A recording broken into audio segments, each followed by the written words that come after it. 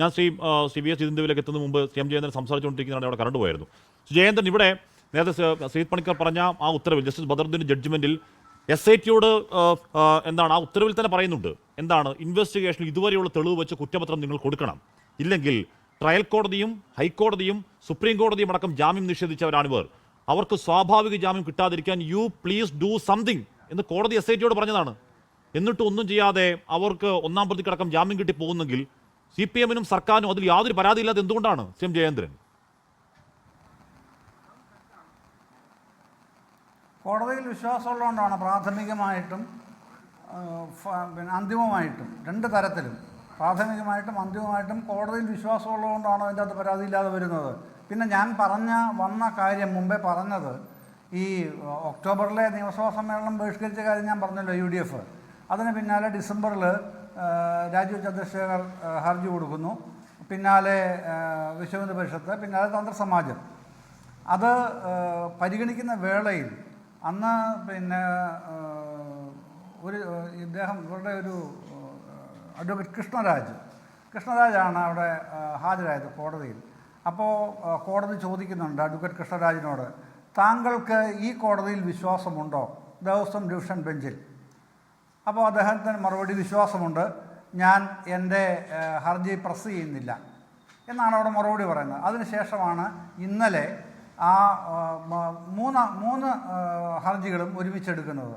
എന്നിട്ടാണ് കാര്യങ്ങൾ പറയുന്നത്. വെറുതെ ഇങ്ങനെ വേസ്റ്റ് ഓഫ് ടൈം ആവരുത് ഇത്തരം കാര്യങ്ങളുള്ള ഇടപെടലുകൾ. ഇത് വളരെ ശരിയായ നിലവാരത്തിൽ ഞങ്ങളുടെ മേൽനോട്ടത്തിൽ തന്നെയാണ് പോകുന്നത്. എന്നിട്ടും ഈ Devaswom bench director general of പ്രോസിക്യൂഷനോട് ചോദിക്കുന്നത്, എന്താണ് നിങ്ങളുടെ നിലപാട്, സർക്കാരിൻ്റെ ഗവൺമെൻറ് നിലപാട് എന്താണ്? അപ്പോൾ ഡയറക്ടർ ജനറൽ ഓഫ് പ്രോസിക്യൂഷൻസ് പറയുന്നുണ്ട്, ഞങ്ങൾക്ക് ഇക്കാര്യത്തിൽ ഒരു നിലപാട് സ്വീകരിക്കാൻ അർഹതയില്ല. കാരണം ഇതിൻ്റെ യാതൊരു വിധ അന്വേഷണത്തിൻ്റെ റിപ്പോർട്ടുകളും SIT ഗവൺമെൻറ്റിന് കൈമാറുന്നില്ല.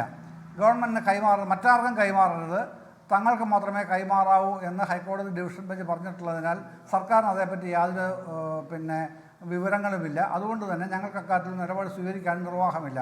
അത് ഹൈക്കോടതിയാണ് സ്വീകരിക്കേണ്ടത് എന്ന് പറയുന്നുണ്ട്, DGP തന്നെ പറയുന്നുണ്ട്. അതടക്കം ഉള്ളിൽ വെച്ചുകൊണ്ടാണ് ഇത്തരത്തിലുള്ള നിരീക്ഷണങ്ങൾ ഇന്നലെ കോടതിയിൽ നിന്ന് വന്നിട്ടുള്ളത്. പിന്നെ ഇതിനകത്ത് അതിൻ്റെ ഒരു പല ബാക്ക്ഡ്രോപ്പുകൾ, പല ഘട്ടങ്ങളിലായി വന്നിട്ടുള്ള 4-5 ഘട്ടങ്ങളിലായി അല്ലെങ്കിൽ 5-6 ഘട്ടങ്ങളിലായി വന്നിട്ടുള്ള ഇടക്കാല ഉത്തരവുകളുണ്ടല്ലോ ഹാഷ്മി.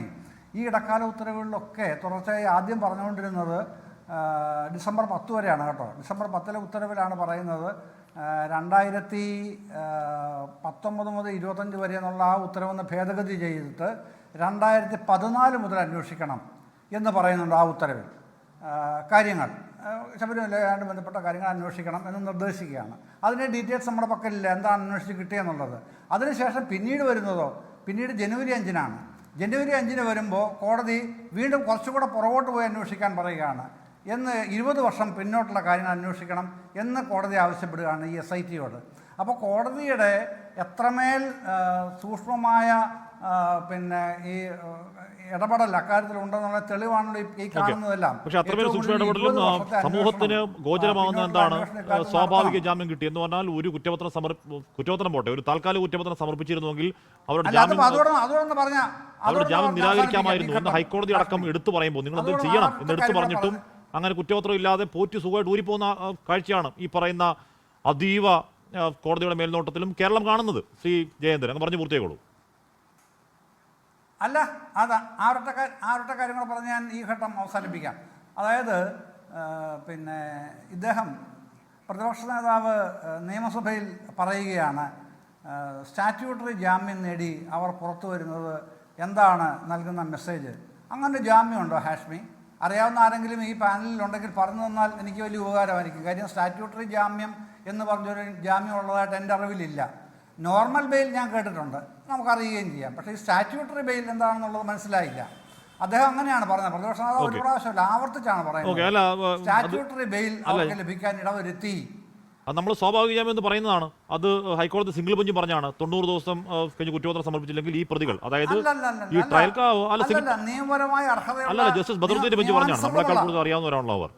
ലോകത്തെവിടെയായാലും ഏത് സമയത്തും 24 വാർത്തകളും ഓഗ്മെന്റഡ് റിയാലിറ്റി പാക്കേജുകളും എക്സ്പ്ലെയിനറുകളും വിശദമായി കാണാൻ ഞങ്ങളുടെ യൂട്യൂബ് ചാനൽ നിങ്ങൾക്ക് സബ്സ്ക്രൈബ് ചെയ്യാം.